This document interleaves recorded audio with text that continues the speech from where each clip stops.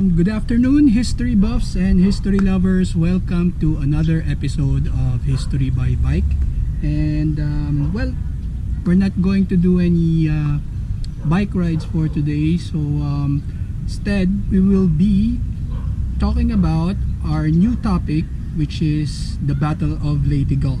Now, this is the largest naval battle that occurred in history, and it occurred right here in the Philippine Islands back in October of 1944. So that will be our topic for today, and please make sure to like, share, and subscribe to my YouTube channel, History by Bike.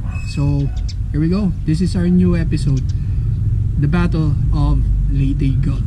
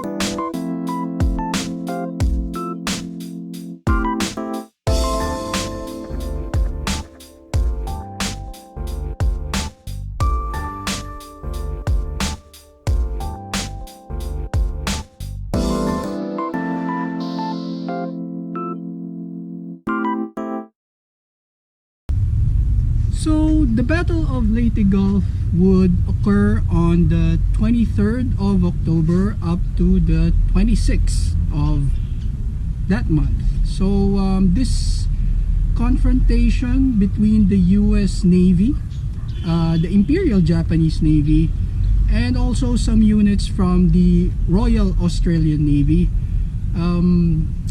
it is the largest naval battle to ever happen in history. So actually that battle was prompted with the arrival of none other than General Douglas MacArthur himself. So General Douglas MacArthur, he promised that he would return to the Philippines, and well, he eventually did that sometime in October of 1944. Actually, the date is October 20th, so that would be the Leyte landings. And General MacArthur, with his amphibious forces, they made a foothold on the island of Leyte, and this actually prompted the activation of the Japanese defense of the Philippines, which is called Operation Shō.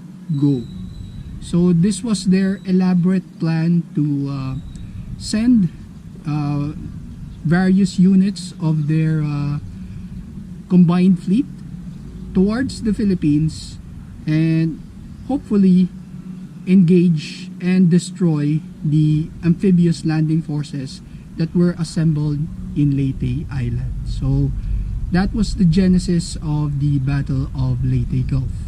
So these units, in particular, this is the largest surface combatant of the Imperial Japanese Navy, the battleships Yamato and Musashi. So they sorted out from Brunei.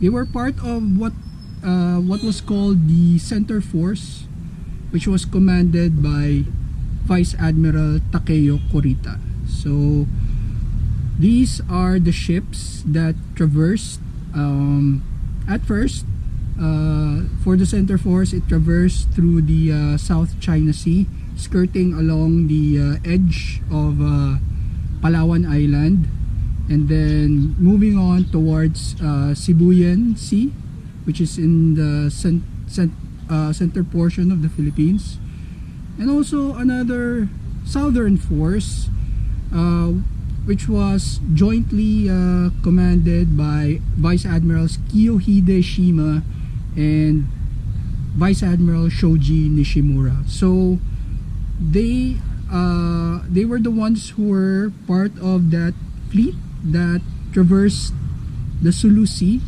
and they planned to go through Surigao Strait and then head on over to the eastern part of Leyte. So they were to be the part of the southern force. And well, things at first, it didn't turn out well for the Japanese center force, since on the 23rd of October they were being shadowed by the United States submarines Darter and Dace, and Darter and Dace actually managed to sink cruisers, in particular the Atago, which was the flagship of the center force commander, Admiral Takeo Kurita. So Atago was sunk. Kurita was actually forced to go into the water, swim for his life, be rescued, and then he transferred his command to the IJN Yamato. And so it was already a bad start for the Imperial Japanese Navy regarding their Shō plan to defend the Philippines. So we will delve more into that, but first we will go into some quick history for you.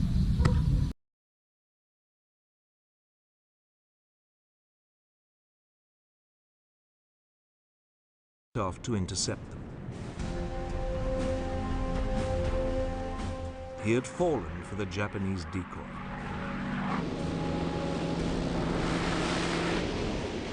The force protecting the US landing was now severely weakened.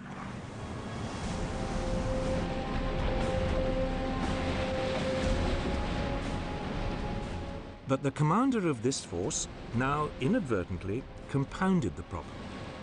Unaware that Halsey had taken off, he sent his battleships to ambush the southern arm of the Japanese pincer. It looked like a spectacular success.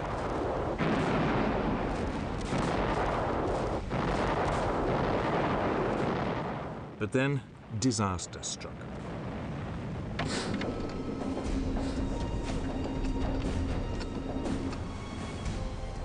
The northern arm of the Japanese pincer had only pretended to retreat. Under cover of darkness, it turned round and headed back. It then attacked the hugely depleted force protecting the US landing. Only a handful of small escort carriers and destroyers faced the Japanese super battleship Yamato and 3 other battleships.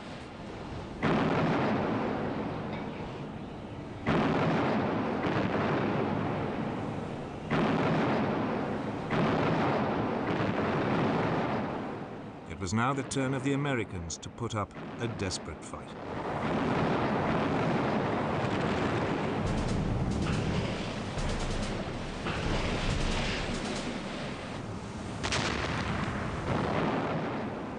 The Japanese tactic had caught the US aircraft unprepared.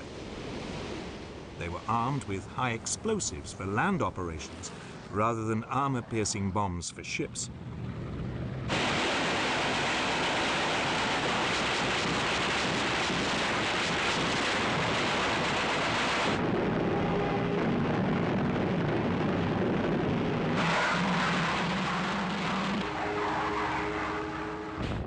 Then, just as it seemed the Japanese must break through, they suddenly turned tail.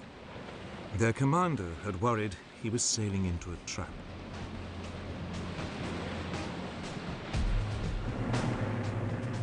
Meanwhile, to the north, Halsey's headlong rush to intercept the Japanese decoy force finally paid off.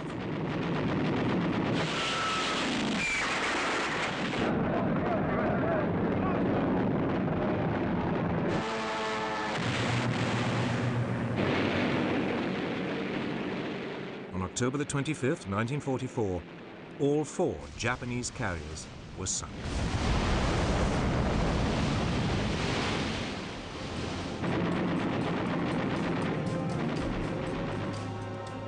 The Battle of Leyte Gulf had completely finished off Japan's once proud navy. There was now little hope of holding back the American advance. For Japan, it was time for desperate measures. The stage was set for a terrible climax to MacArthur's plan.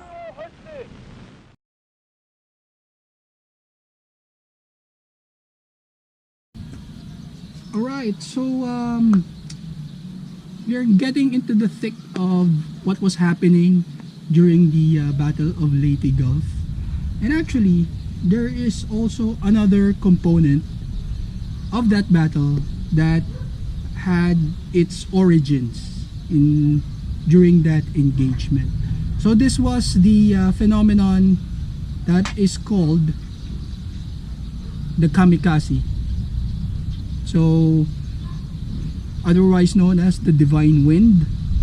Actually, the tactic was devised or thought out by one particular Japanese Navy officer by the name of Takajiro Onishi. So he commanded the 201st Group here in the Philippines, and they were based at Clark in Pampanga. And actually his unit was officially called the Tokubetsu Kogiki Tai. So these were the the suicide weapons that was to be employed against United States Navy ships. So these were the kamikaze. So the kamikaze debuted during the Battle of Leyte Gulf. They sorted out of airfields in Clark.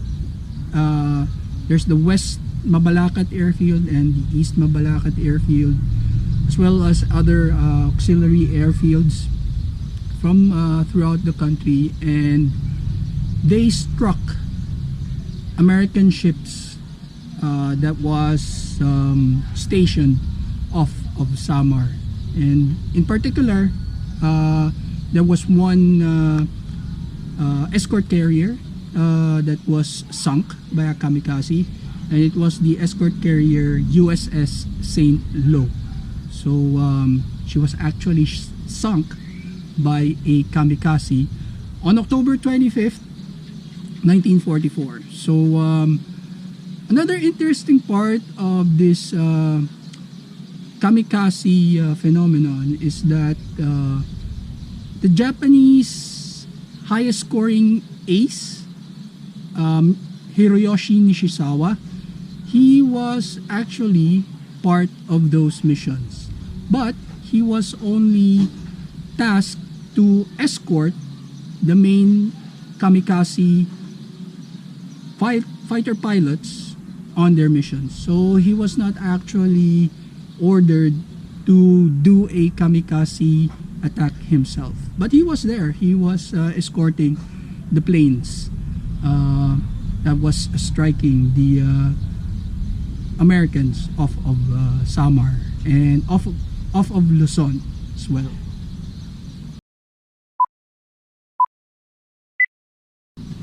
So we are about to close our episode for now, but before we leave, I am going to show you a book. Now this is a book by James Hornfisher, and it's called The Last Stand of the Tin Can Sailors. So this is a highly recommended book regarding the Battle of Samar that occurred around October 25. This was already the last days of the Battle of Leyte Gulf. So it was that engagement that actually culminated in the retreat of the Japanese center force, the surface force that actually made it through San Bernardino Strait and made its way through the eastern part of Samar, and they were able to engage Task Force Taffy 3 in a battle of epic proportions, actually misproportions, because the units from Taffy 3, actually they weren't supposed to engage main units of the Imperial Japanese Navy, such as that of the Yamato and other battleships and cruisers. So I guess this will be the end of our episode, and thank you for watching. I hope you enjoyed our topic today, and also please don't forget to subscribe and like my YouTube channel. And this is History by Bike, signing off from Casa Fortes, and thank you very much.